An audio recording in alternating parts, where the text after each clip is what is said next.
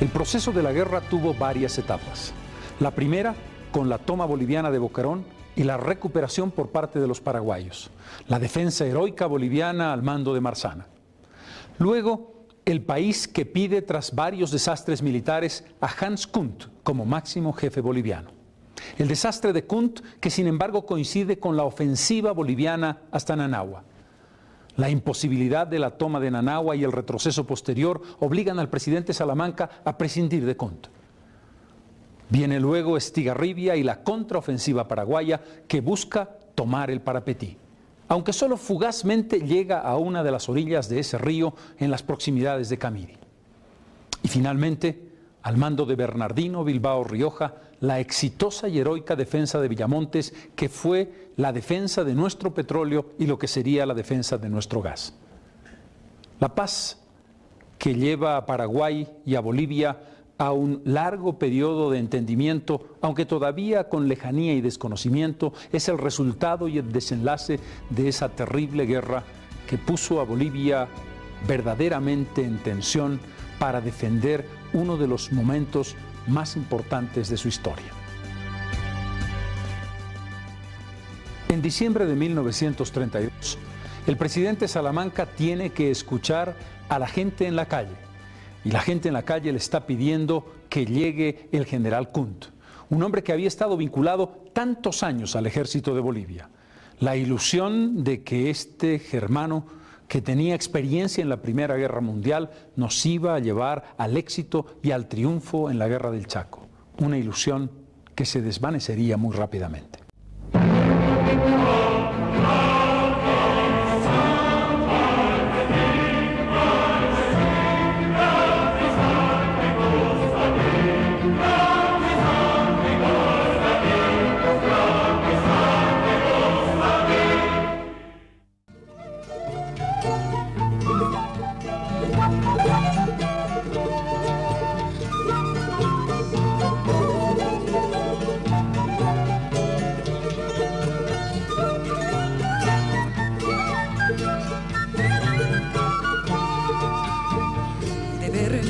Me voy al Chaco, tal vez ya no vuelva. Mi último beso quede en tus labios eternamente. Mi último beso quede en tus labios eternamente. La retoma del fortín Boquerón por parte de las fuerzas paraguayas marcaba dos cosas. La primera, que la guerra era un hecho inevitable. La segunda, un estremecimiento en la opinión pública y en el gobierno de Bolivia. Paraguay podía tomar la ofensiva y tener éxito. Lo que se había considerado como un fácil paseo se estaba convirtiendo en un camino de dificultades. Las diferencias entre el general Osorio y el presidente Salamanca habían derivado en un interinato, el del general José L. Lanza, que sería fiel a Salamanca hasta las últimas consecuencias, y en el mando de las operaciones en el Chaco, el general Carlos Quintanilla, luego sustituido por el general Guillén. La guerra tiene tres etapas. En la primera, el punto de partida de una presencia boliviana en el Chaco que llegaba hasta el límite de los fortines Boquerón, Toledo, Corrales y Nanagua.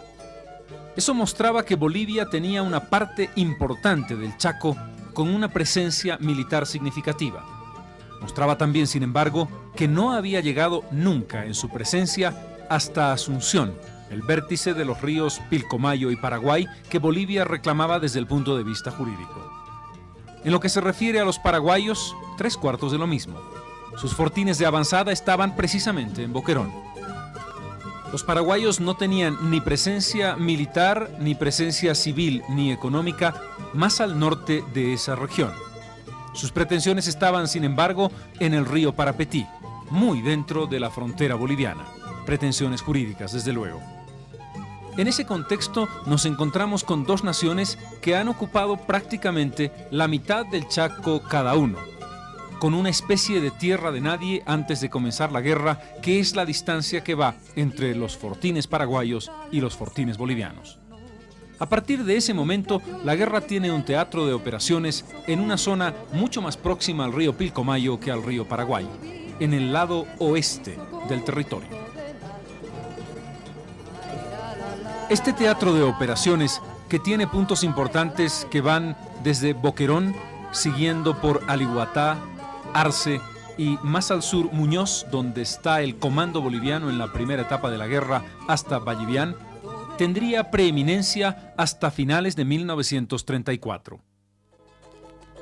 La contraofensiva paraguaya no va a quedarse en la retoma de Boquerón. A partir de ese momento, el general Estigarribia toma una ofensiva que no perdería hasta la llegada de diciembre de 1932. En esta ofensiva viene un momento crítico. Entre el 19 y 23 de octubre de 1932 se produce la desastrosa retirada de Arce y Alihuatá. El abandono de ambos fortines bolivianos tiene poco que ver con la heroica defensa de Boquerón. Soldados poco experimentados entran rápidamente en pánico y comienzan a replegarse desordenadamente. Los mandos no tienen un control muy directo sobre sus efectivos y esto obliga a una salida poco honrosa.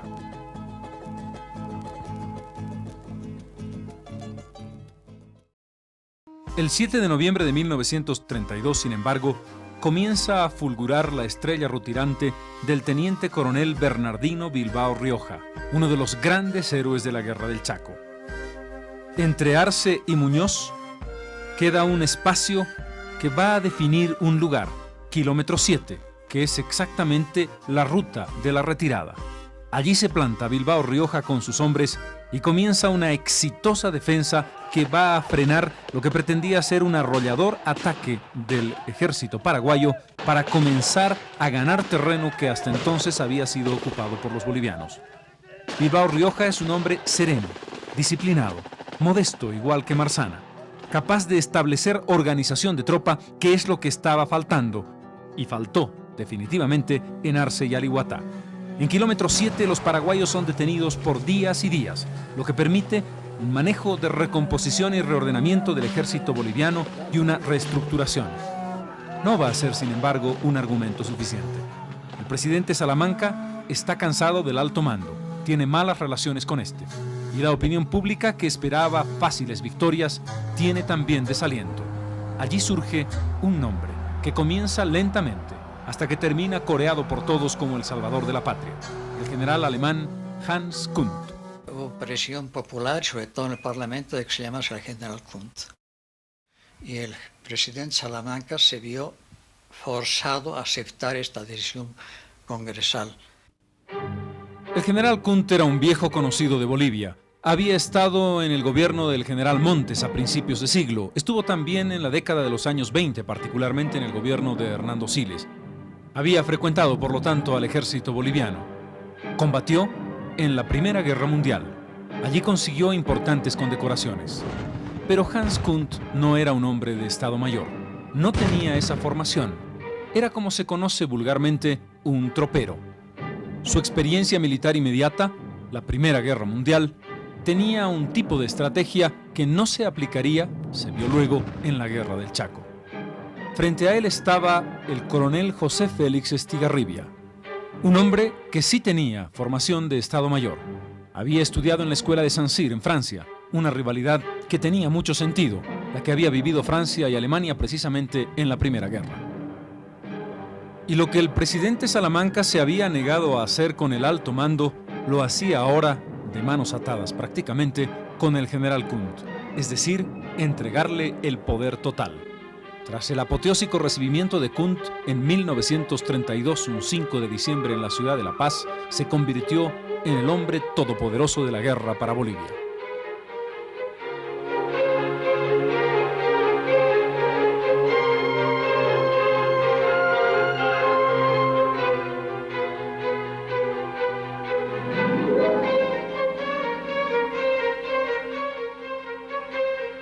Aunque Kunt durante su estadía en Bolivia se movió frecuentemente por los diferentes fortines, su centro de operaciones era Villamontes. Aquí se enfrentaban dos concepciones centrales en torno a cómo encarar la guerra. Quienes, como el general Lanza, habían creído que era necesario replegarse, organizarse mucho más cerca de las fuentes de abastecimiento para comenzar un ataque organizado, realista y posible, frente a la posición del general alemán, que creía que la ofensiva era la única salida. que solo en base a la conquista de territorios, Bolivia iba a demostrar su superioridad en relación al Paraguay. Pero aquí entra una pregunta importante: la relación existente entre el territorio conquistado y las tropas que se pierden en el intento. Militarmente, lo que vale es el soldado, no es el terreno. Militarmente son las tropas las que valen, porque se combate y se gana con la gente, con los soldados.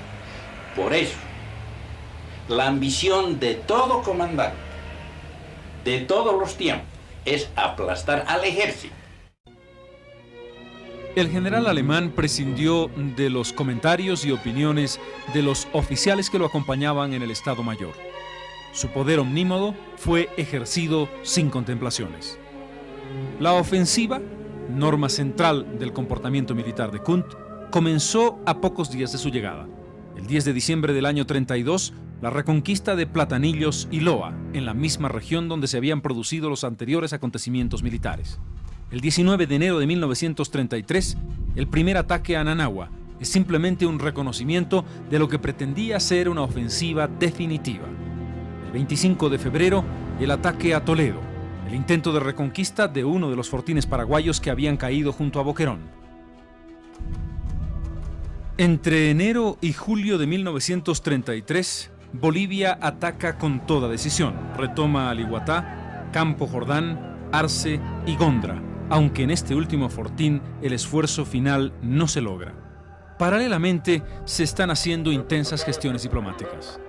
El nombre de un argentino sería terrible en su protagonismo para Bolivia: Carlos Saavedra Lamas. El ministro de Relaciones Exteriores del presidente argentino, señor Justo, estableció una posición injusta, siempre favorable al Paraguay, a pesar de la neutralidad que decía tener Argentina. Intereses de esa nación, influencia sobre el Chaco e influencia sobre los propios paraguayos, definieron que Bolivia tuviera que enfrentar un enemigo militar en el campo de batalla y un enemigo diplomático en el campo de las difíciles negociaciones que duraron varios años más. Ese enemigo, lamentablemente, fue Argentina. En el terreno militar, Hans Kunt tenía una obsesión. En su criterio, Nanagua era el punto decisivo. Romper Nanagua era establecer la punta de lanza para la toma de Isla Poy y más al sur. Allí estableció uno de los ataques más increíbles e irracionales que se hayan planeado en una guerra. 9.000 hombres de Bolivia fueron preparados para asaltar el fortín defendido por un número equivalente de paraguayos. El 4 de julio de 1932, Kunt decide el ataque y lanza a los bolivianos con toda su fuerza. Tanques, lanzallamas, baterías de artillería, hombres armados que iban a tomar con bayonetas Nanagua. No fue posible. Porque esa batalla de Nanagua ha sido una masacre de los bolivianos. Ha temblado la tierra. Me emociono.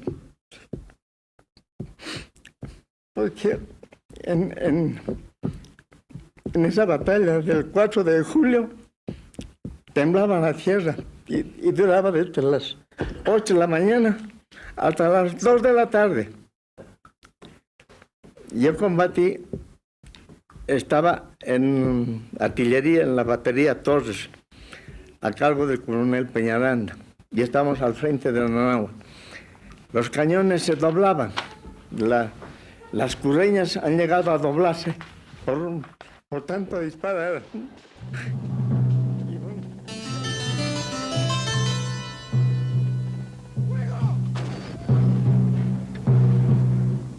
Todo honor para este soldado que combatió en un verdadero infierno.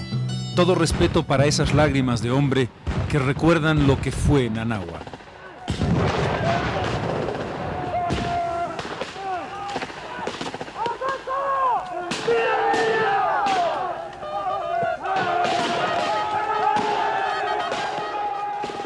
Entre el 4 y el 8 de julio de 1932, oleadas de soldados bolivianos se estrellaron infructuosamente, aunque con todo heroísmo, contra las trincheras paraguayas, defendidas también por heroicos soldados. Entre el 4 y el 8 de julio murieron más de 2.000 soldados bolivianos en esas oleadas que no pudieron conquistar Nanagua. Fue un sacrificio absolutamente inútil. Ese fue el punto más al sur al que llegó en toda la guerra el ejército boliviano. A partir de ese momento, José Félix Estigarribia comienza a tomar la iniciativa. Esto se traduce el día 15 de julio con la caída de Campo Grande, cerco y rendición de los bolivianos. Cae Aliguatá. Pero uno de los momentos más dramáticos de toda la historia de la guerra se produciría entre el 6 y el 11 de diciembre de 1933. El empecinamiento del general Kunt y quizás la imprevisión de los oficiales que combatían y que dirigían a la 4ª y 9ª División lleva al cerco de Campo Villa, caída de 2 divisiones bolivianas. Con mucha paciencia, el ejército paraguayo rodea silenciosamente a las divisiones bolivianas, hasta que ha tendido un cerco prácticamente indestructible, al punto que los paraguayos celebran incluso con una banda el momento en que las 2 puntas de su ejército se unen cerrando el cerco.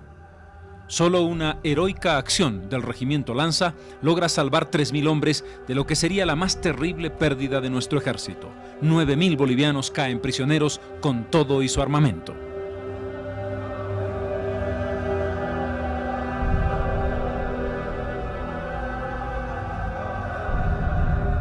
Los horrores que se vivieron en ese primer año de la guerra son indescriptibles, francamente. Yo apenas doy una idea muy vaga en mi libro Marshall McFly, pero los que han estado allá deben tener un recuerdo muy triste de lo que vieron y lo que sufrieron entonces, ¿no? Y ese fue precisamente los años del comando del general Kunt, ¿no? Por supuesto, Kunt tuvo que irse. El 14 de diciembre de 1933 renuncia al mando general de las tropas en el Chaco y vuela hacia Cochabamba. Nunca más volvería al teatro de operaciones.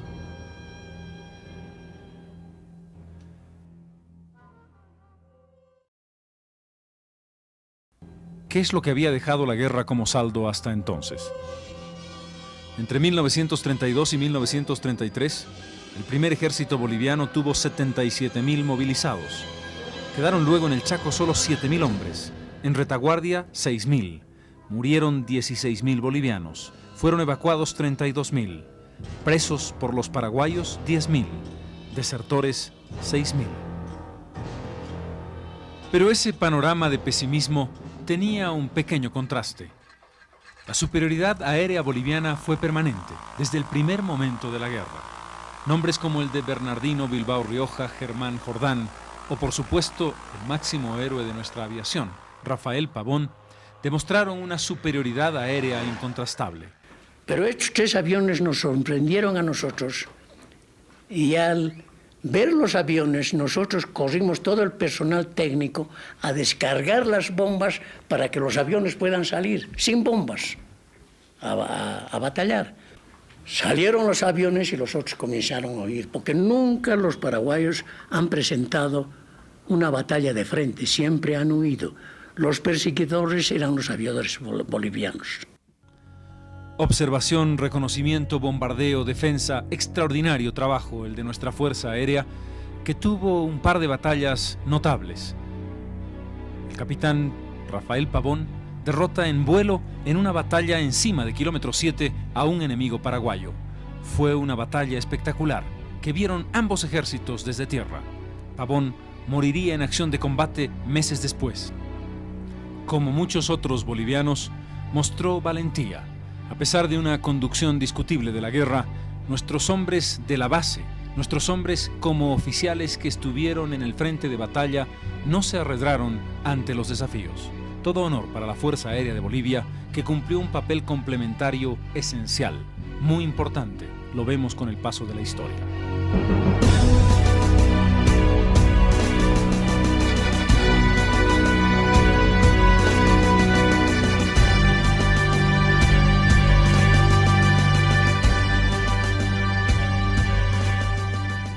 Si en septiembre de 1932 vivimos el episodio más heroico de la guerra, la defensa de Boquerón, Marzana y sus hombres, heroísmo y cumplimiento del deber, repetiríamos esa experiencia en el momento decisivo.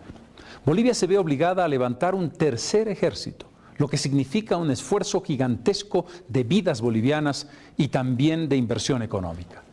Afortunadamente, Bolivia encuentra en el momento decisivo, en Villamontes, la ciudad benemérita, el mando de un hombre con disciplina, con austeridad y con un gran sentido de estrategia militar, Bernardino Bilbao Rioja.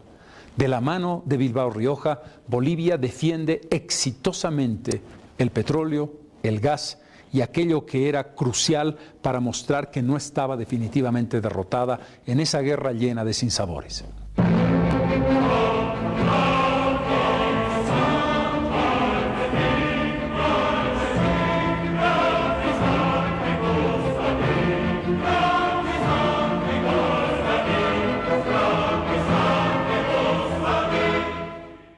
Que lo que falló en la guerra del Chaco fueron los conductores, pero de ninguna manera la masa combatiente, desde comandantes de regimiento, oficiales y tropa combatiente. Si se podía objetar al alto mando y a los oficiales que manejaron estratégicamente la guerra, no podía hacerse lo mismo con los oficiales que, comandando regimientos, compañías o escuadras, pusieron el pecho siempre en la batalla, a tal punto que tras esa primera etapa quedaron diezmados. El alto mando no tuvo otro remedio que apelar al colegio militar. Los últimos cursos fueron convocados, pero no fue suficiente. Entonces se produjo algo heroico. ¡Atención! ¡Cadetes! Os comunico con razón y expuesta por la superioridad que nos honra con su visita. El ejército en campaña requiere de conductores, pero por las condiciones de vuestra edad y preparación, requiere de voluntarios para marchar de inmediato a la línea de fuego. Quienes así lo decidan, 3 pasos al frente. Otra vez se hizo el requerimiento y otra vez. Solo voluntarios. Por tercera vez consecutiva se hizo el requerimiento y nuevamente todos al unísono dieron un paso y otro y otro.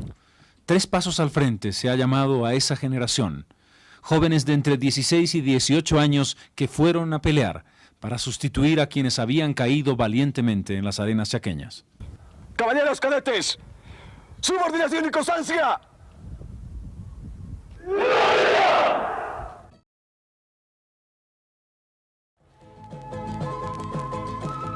Bolivia encontró en el Chaco muchas terribles verdades. Falta de organización, desencuentro entre el alto mando y el presidente de la República. El comando tuvo primero a Filiberto Osorio, luego a José L. Lanza, después a Hans Kunt, finalmente a Enrique Peñaranda. En el otro lado estaba un solo hombre, José Félix Estigarribia, con plena confianza, con un dominio total del poder y con resultados. Bolivia no solamente enfrentó a los paraguayos, enfrentó la sed, la terrible falta de agua, sobre todo cuando cambió el frente de batalla a una zona desértica, implacable. Las circunstancias establecieron un cerco de fuego que se llamó distancia con los centros, La Paz en este caso, más de 2.000 kilómetros. Mientras Boquerón estaba apenas a 350 de Asunción. Los paraguayos tenían un dominio perfecto sobre el medio en el que combatían. Los bolivianos, quechuas y aymaras sobre todo, se encontraban con los tuscales, el calor y la sed, cuando nunca habían tenido experiencias similares, descolgados de alturas de 4.000 metros y de montañas en las que terminarían finalmente combatiendo, esta vez sí con éxito.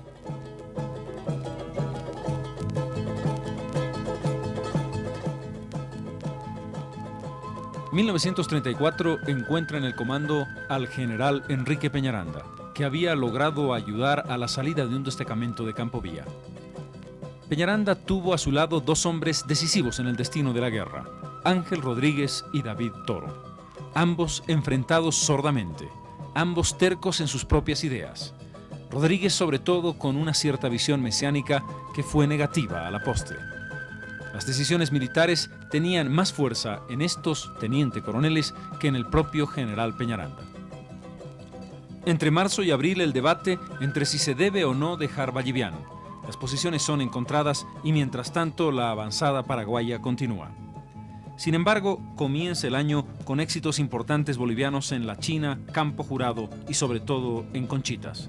Pero el 25 de marzo de 1934 se produce el desastre de Cañada Tarija, una nueva emboscada paraguaya y una nueva derrota de las armas bolivianas, al punto que el teniente coronel boliviano Bavía se suicida antes que entregarse al enemigo. El 25 de marzo de 1934 el presidente Salamanca llega por primera vez al campo de batalla.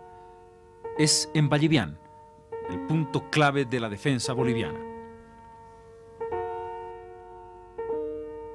Entre el 23 y el 25 de mayo se da un gran triunfo, la batalla de Cañada Strongest, dirigida estratégicamente por Ángel Rodríguez desde Vallivian.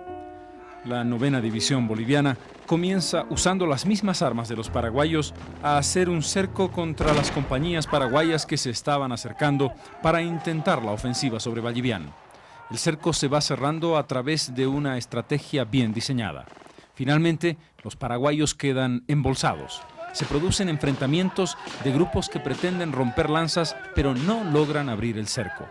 Finalmente, un grupo importante de una división paraguaya escapa, pero las armas bolivianas dejan un resultado positivo.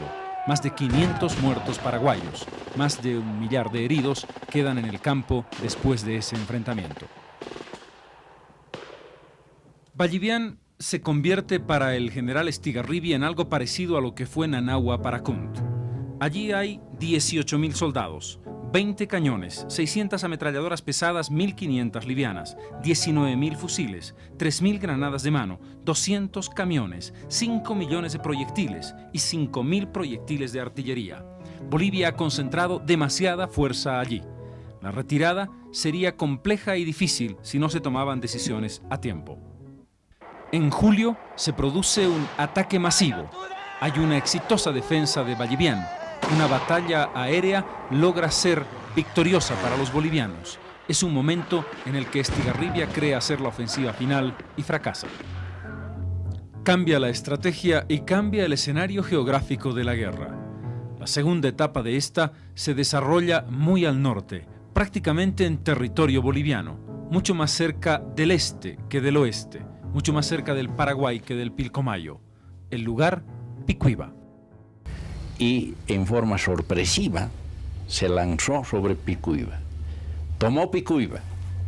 Ese fue el primer campanazo que recibió nuestro alto mando. Que jamás pensaba que un lugar ya del Chaco Central ocurriera eso. Pero Estigarribia no se paró en Picuiba. Habiendo tomado Picuiba, se acercó nada menos que hasta la serranía de Carandaití, que ya está sobre la línea de serranías bajas, cerca ya a Boyuibe y cerca ya a las entradas a Camiri y al Parapetí. Entre julio y noviembre de 1934, las acciones se alternan entre ofensiva paraguaya y defensa boliviana. Algunas exitosas de nuestras armas, como las dirigidas por David Toro en la batalla de Carandaití, Algodonal y La Rosa, las tropas bolivianas arrinconan y cercan a las paraguayas, pero estas logran huir del cerco. Bolivia avanza en Villazón e Irindagüe. Simultáneamente, Bolivia está viviendo un proceso político importante, convocatoria de elecciones y el 14 de noviembre, elecciones generales que gana Franz Tamayo en medio de la zozobra y la incertidumbre. En noviembre se produce la retirada de Vallivian con una batalla permanente. El avance paraguayo genera el desastre del Carmen parecido al de Campo Villa. Caen las divisiones Murillo y Méndez con más de 4.000 presos y 2.000 muertos. Costo alto para el Paraguay, 4.000 muertos guaraníes. Finalmente, Vallivian se incendia y se produce la retirada.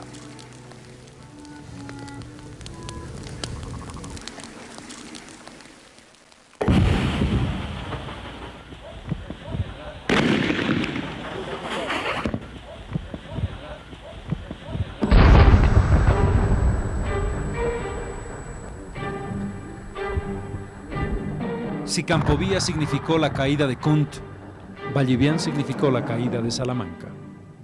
En un día aciago, el 27 de noviembre de 1934, se produce un célebre corralito, pero no es contra el ejército paraguayo, es contra el presidente de Bolivia.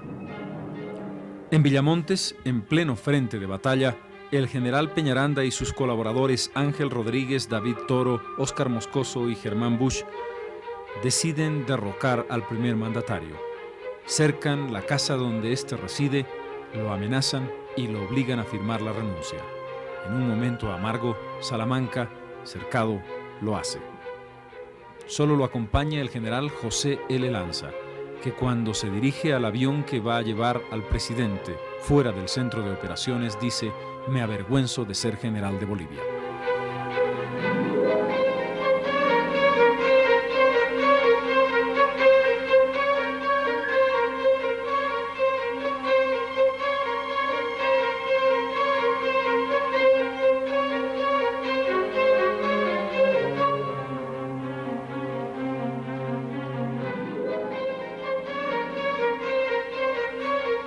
El 28 de noviembre asume el mando, también bajo presión, el vicepresidente para guardar las formas constitucionales.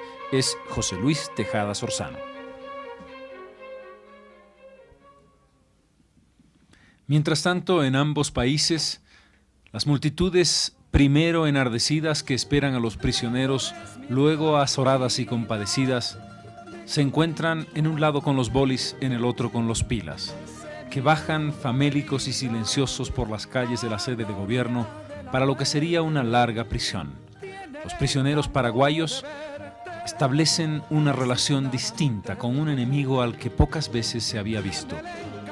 Es el costo de la guerra, es el precio de un pueblo que se encuentra a otro en circunstancias terribles. Cuando mañana ya de mí nadie se acuerde, porque del infierno verde solo Dios se acordará. Porque del infierno verde solo Dios se acordará. En el Chaco, nuestros soldados siguen enfrentándose al desierto y a la falta de agua. Allí en el sudoeste, Bolivia no puede cumplir un anhelo fundamental: tomar un punto sobre el río Paraguay. Ese fue quizás un error estratégico grave si se entiende que ese era un objetivo central del país. En cambio, el 14 de enero de 1935, Estigarribia logra un anhelo histórico del Paraguay: la toma de una de las orillas del río Parapetí, bien adentro, en territorio boliviano. Pero si por las armas los resultados fueron negativos, en la diplomacia el 34 fue un año de éxitos para el país. Hombres como David Albestegui, Alberto Ostria, Enrique Finot, Castro Rojas y Adolfo Costa Durrels logran hacer ver al Paraguay como país agresor que no atiende a los llamados de paz, a tal punto que a Bolivia se le ratifica el libre tránsito de armamento de las naciones vecinas, salvo Argentina, y se produce oficialmente el embargo de todo tipo de armamento para el Paraguay. Es una decisión de la Liga de las Naciones, que obliga al Paraguay a retirarse de esa organización y que establece una tensión muy fuerte en la política de Saavedra Lamas, que estaba buscando el Premio Nobel de la Paz, que consiguió injustamente en 1936.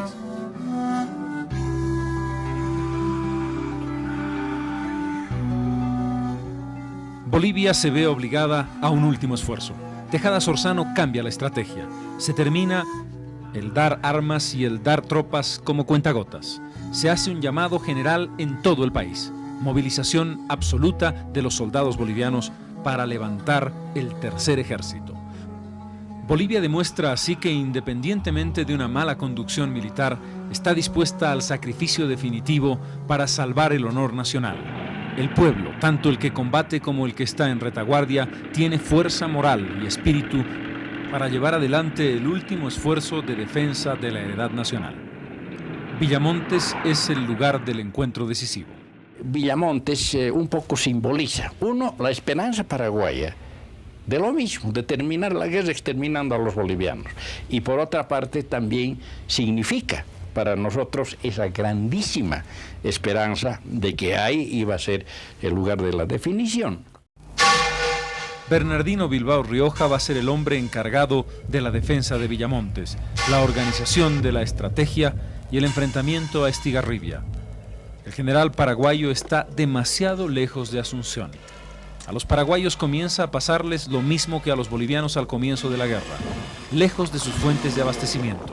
Ya no combaten en el llano, están en los contrafuertes de la cordillera, en el propio Aguaragüe, en el corazón del departamento de Tarija.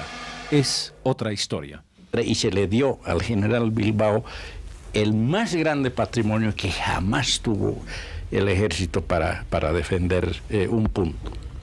Y el general Bilbao, con excelente criterio, ya con tropas renovadas, todos querían enfrentar de una vez al enemigo. Era una especie de resurrección espiritual de las tropas, de los oficiales, en fin.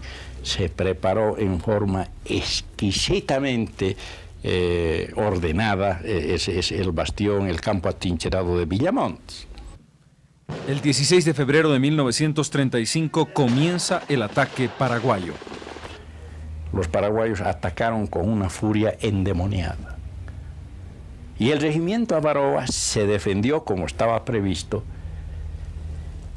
desatando todo el fuego que podía de sus ametralladoras, etc. Y a pocos minutos nuestra artillería, que estaba preparadísima, concentró sus fuegos en ese pequeñísimo sector. Y sucedió que los paraguayos, ola tras ola, empujaban y empujaban hasta que finalmente, en forma, heroico, es decir, poco, penetraron, pasaron nuestras defensas también sobre los cadáveres de nuestros soldados y ingresaron ya a territorio boliviano en una extensión de 800 a 500 metros.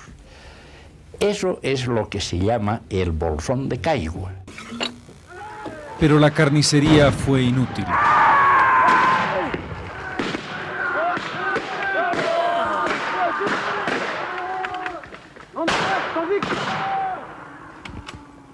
El 23 de febrero se produce la derrota definitiva del ejército paraguayo en Villamontes, que se da cuenta que la plaza es inexpugnable.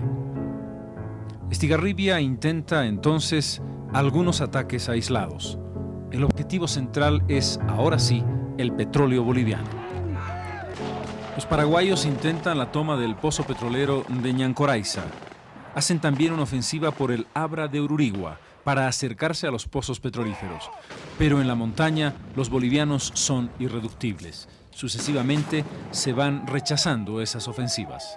Lo más grave es la toma de Charagua. Santa Cruz recibe la noticia con temor.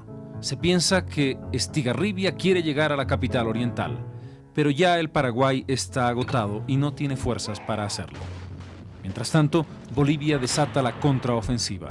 De Villamontes adelante, varios ataques bolivianos que no tienen la contundencia que podrían haber desarrollado van a hacer retroceder a los paraguayos. El desalojo del Parapetí es muy importante, al punto que Paraguay retrocede más de 100 kilómetros. Es el momento en el que llega la hora de la paz. Bolivia tiene un tercer ejército en pie. Paraguay está en las últimas posibilidades de su agotamiento militar. ¿Podía Bolivia, antes de la paz o en vez de la paz, iniciar una contraofensiva con posibilidades de éxito? Inmediatamente después de rechazar el ataque paraguayo, nosotros debíamos saltar de nuestras trincheras y aplastarlos, aplastar a ese grueso paraguayo que estaba exhausto, desangrante y exánime delante de nosotros. Este es el más grande pecado que yo atribuyo a nuestro comando en esas circunstancias. No se hizo por complacencia. Se dice que Bolivia podía todavía reaccionar y quién sabe reconquistar parte del territorio y llegar a mejores condiciones de paz. Yo no creo eso. Si se hubiera ejecutado ese plan, habría demorado, quién sabe, un año más, 6 meses más, y estaba Bolivia en condiciones de soportar 6 meses más de guerra, no creo. El Paraguay estaba completamente agotado. El Paraguay estaba absolutamente agotado. Pero ya la reflexión parece innecesaria. En junio de 1935 va a firmarse la paz en Buenos Aires. A tumbos, con una presión muy fuerte de Saavedra Lamas, los representantes diplomáticos del país aceptan las condiciones de la paz, con un tema que sería fatal: la cuestión de fondo, es decir, una decisión sobre los derechos de ambas naciones y la posibilidad de un acuerdo territorial, no quedaba definida ni con fecha ni con límite concreto. La reunión duraría hasta que se llegase a un acuerdo directo o se suscribiese un compromiso de arbitraje para ser dilucidado en la Corte Permanente de Justicia de La Haya. Al no haber plazos, se vio luego, Bolivia estaba cediendo lo que en los hechos ocurrió. Los puntos adquiridos por cada país en la batalla fueron los que definieron finalmente la frontera del Chaco.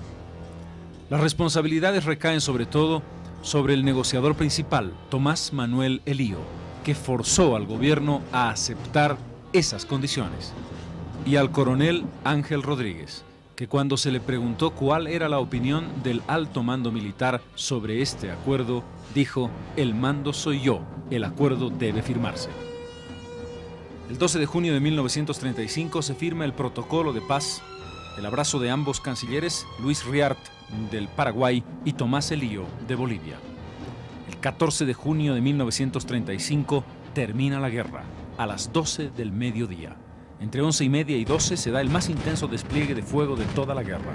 Luego viene el tiempo del abrazo y de la celebración.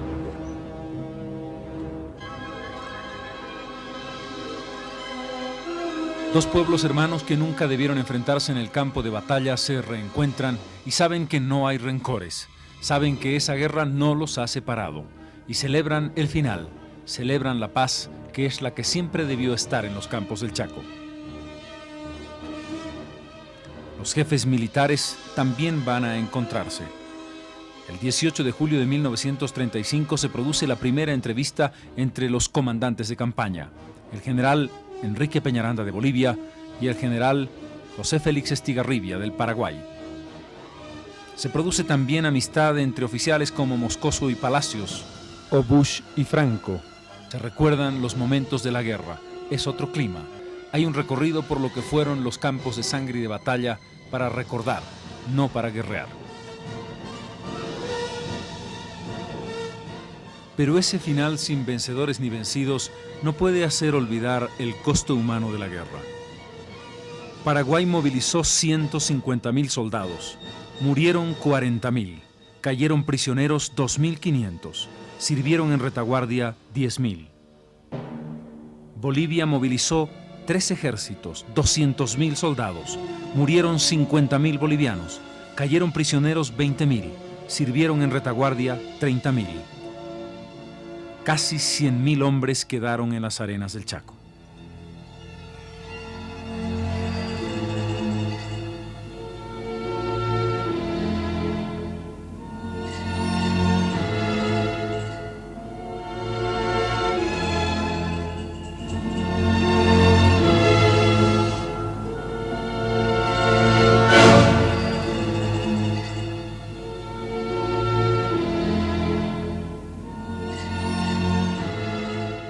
Cuando la guerra termina, Bolivia tiene 54.105 hombres en plan de batalla.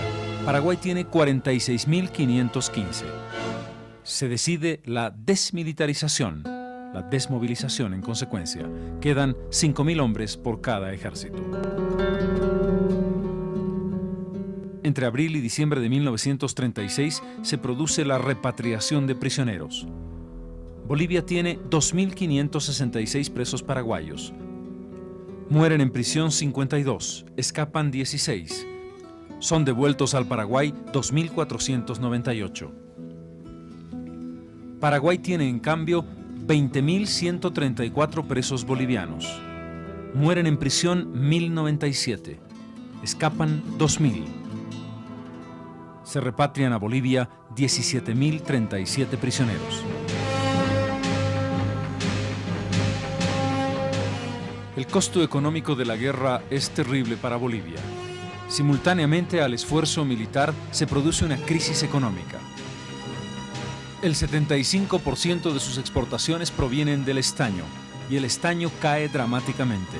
En el 31, 31.500 toneladas. En el 32, 20.920. En 1933, solo 14.900. En el 34, 20.600. Y en 1935, 19.000 toneladas. El país tiene que recurrir por ello a los préstamos de los grandes mineros, de los varones del estaño. Patiño presta 1.492.000 libras esterlinas. Hochschild 180.000, Aramayo 120.000, la Philip Brothers 100.000, la Bolivian Railway 100.000 libras esterlinas. El costo total de la guerra para Bolivia es de 228 millones de dólares. Todo prácticamente financiado por el erario nacional. A Bolivia se le han suspendido los créditos por la moratoria de la deuda externa al comenzar los años 30. Al Paraguay, en cambio, la guerra le cuesta bastante menos. 124 millones de dólares. Tardó tiempo en firmarse el tratado final. El 21 de julio de 1938, el Tratado de Paz, Amistad y Límites, firmado por Eduardo Díez de Medina y Enrique Finot por Bolivia y Cecilio Báez y José Félix Estigarribia por el Paraguay, determina, ahora sí, el fin definitivo de las hostilidades y de la guerra paraguayo-boliviana. En ambos países, la repercusión política de la guerra es evidente. En Bolivia, el presidente José Tejada Sorzano es derrocado en 1936. Va a sustituirlo un hombre protagonista en la guerra, David Toro. Un año después, en 1937, su lugarteniente, el teniente coronel Germán Busch, se hace cargo del gobierno. Tras el suicidio de Busch en circunstancias aún no esclarecidas, llega al poder otro hombre que dirigió operaciones en el Chaco, el general Carlos Quintanilla. E inmediatamente después le sigue el comandante de las operaciones en la segunda parte de la guerra, Enrique Peñaranda, que sería presidente entre 1941 y 1943. Héroes militares genuinos como Busch o conductores discutibles de la guerra como Toro deciden, en el poder, ocultar lo que había sido una página negra de la conducción militar boliviana. Pero en el Paraguay las cosas no fueron muy distintas, a pesar de que las circunstancias sí lo habían sido en batalla. El golpe de Estado de Rafael Franco, que era otro de los jefes de gran ambición política, como lo era Toro en el ejército boliviano, lo era Rafael Franco en el Paraguay. Entonces él tomó el gobierno en el año 36 e inclusive los hizo tomar presos a Estigarribia y a Ayala, a los grandes triunfadores de la guerra. Los tuvieron presos varios meses y después los deportaron. José Félix Estigarribia fue presidente del Paraguay en 1939, un periodo muy corto, abruptamente cortado por un accidente aéreo que terminó con la vida del mariscal Estigarribia.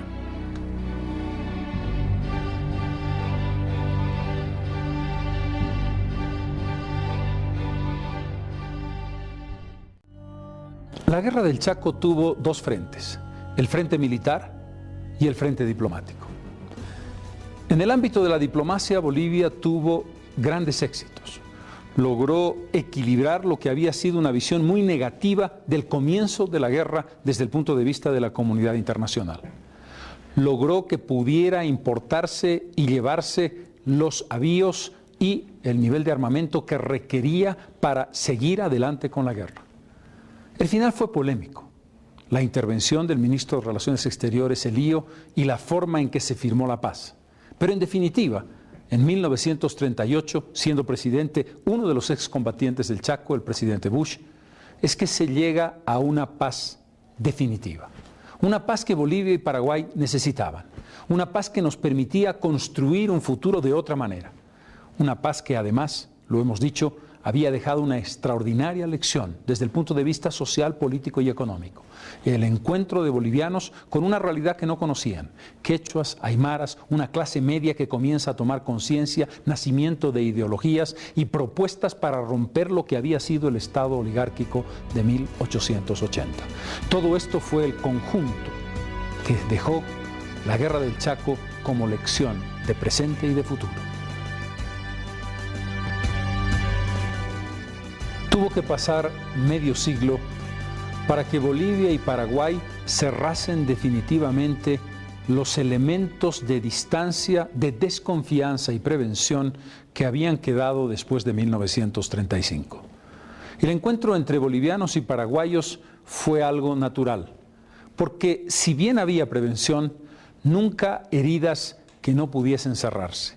La guerra del Chaco no dejó elementos de quiebre tan brutales como los que han quedado después de la Guerra del Pacífico de 1879.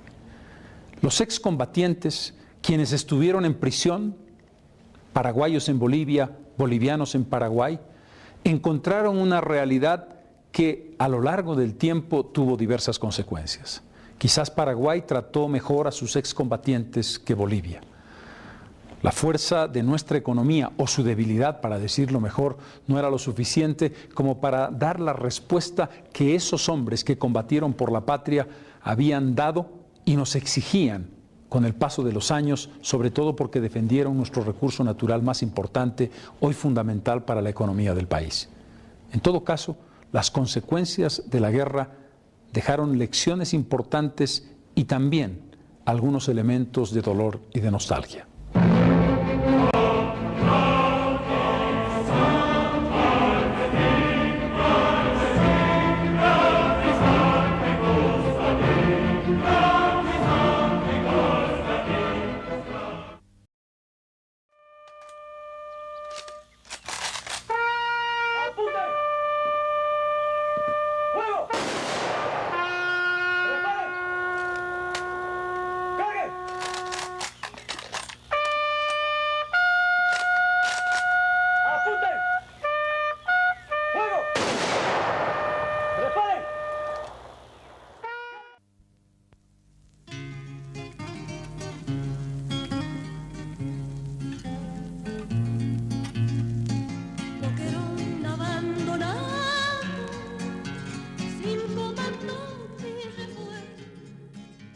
Tras la hecatombe de sangre, llegan los ferrocarriles trayendo a los heridos y a los excombatientes que han entregado todo lo mejor de sí para defender la heredad patria.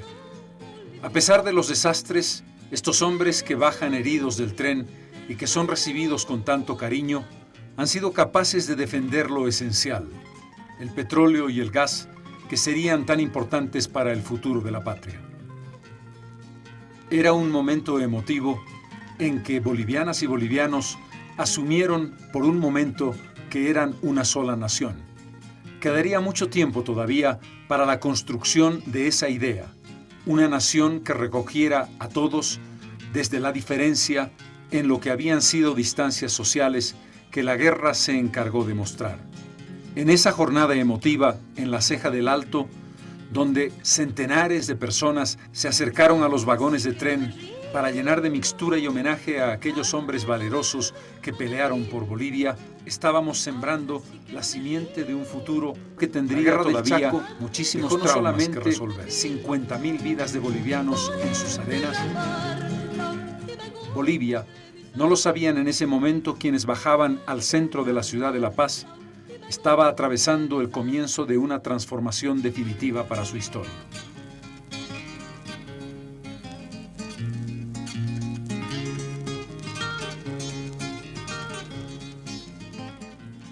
La Guerra del Chaco dejó no solamente 50.000 vidas de bolivianos en sus arenas, sino también una lección fundamental para la historia. Actos de heroísmo, errores de conducción, confrontaciones internas, pero sobre todo, en momentos como Boquerón, un ejemplo de cuando los bolivianos son capaces de demostrar heroísmo y fortaleza sin límites.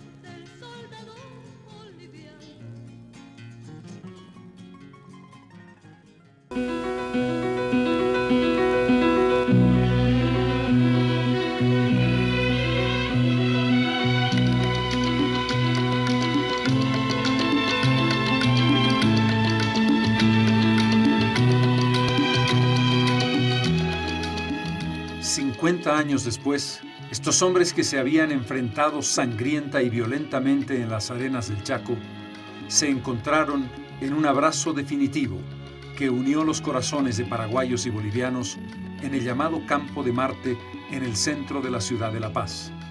El abrazo, las lágrimas y la emoción llenaron el espacio de Bolivia y Paraguay para siempre.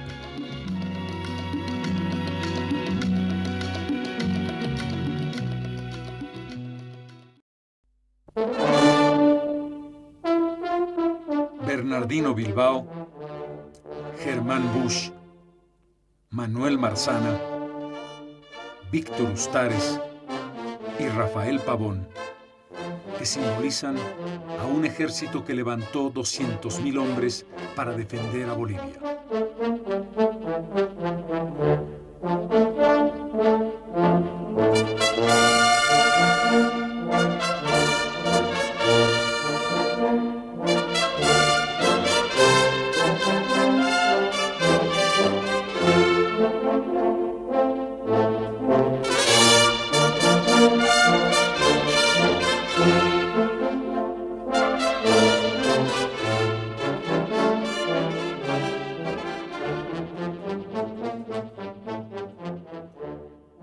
$50.000 bolivianos dejaron sus huesos en el Chaco. Y si bien es cierto que la Guerra del Pacífico dejó heridas y una mutilación que hoy reivindicamos y reivindicaremos permanentemente, no tuvo el costo de vidas humanas, ni el tiempo, ni el dinero que significó el Chaco. Por eso, la experiencia chaqueña tiene una significación fundamental para comprender un siglo XX difícil y paradójico para el país.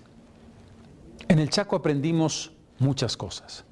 Aprendimos que desde la cúpula hubo incapacidad en la conducción militar. Aprendimos que en la base hubo heroísmo, compromiso y patriotismo en la mayor parte de los casos. Aprendimos que los hombres bolivianos podemos responder con temple al desafío de la historia. Y como dijo Frankovich, cuando el destino nos puso frente a esa realidad, levantamos la cabeza y lo miramos de frente.